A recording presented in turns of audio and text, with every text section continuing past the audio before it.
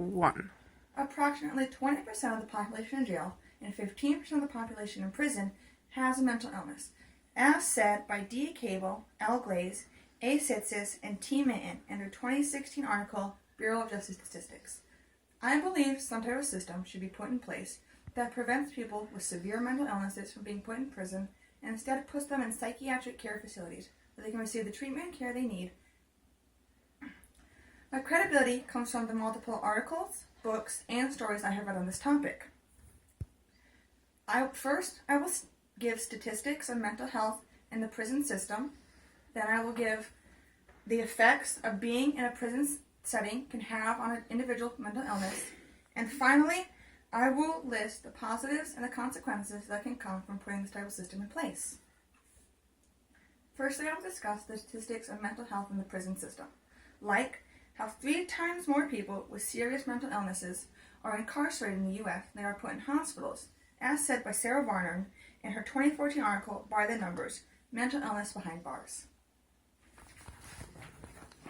I have this graph here that shows that between the 70s to now, there has been an increase in the prison population being put in prison and a decrease in people with mental illnesses being put into mental health hospitals, with an increase in a combination of the both.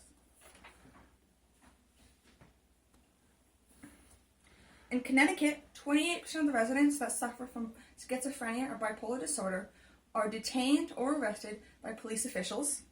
And in state prisons, 73% of females and 55% of males suffer from a serious mental illness. All of these things can help worsen their pre-existing condition. Secondly, I will discuss the effects that being in a prison setting can have on an individual with a mental health issue. As Roth told in her 2018 book, Insane: America Criminal Treatment of Mental Illness, common and widespread issues found in prisons are overcrowding, poor oversight, and physical/mental abuse done to inmates. Mentally ill people end up in longer seclusion or spend longer times in solitary confinement. In jail, inmates with a mental illness are 3 times more likely to be injured in jail fights. All this can further exacerbate their current condition, which is why a change should be put in place to prevent them from being put in prison. But with all changes, there are good and bad. Finally, I will discuss the positives and the consequences that can come from creating this type of system. A positive can be that a person with a mental illness will receive the care, treatment, and professional help from individuals that know what they're doing in a setting that is safe and open to their specific issues, and can prevent them from committing crimes further on in their lives. A consequence could be people attempting to trick the system and get off serving lengthy prison sentences in uncomfortable prisons and instead being put in cushier psychiatric wards. This could be avoided by having professionals on hand to interview these individuals to make sure that their mental illness is a real one. I think that the possibility to help even a handful of people suffering from mental illness get better far outweighs the consequence of just a couple slipping through the cracks.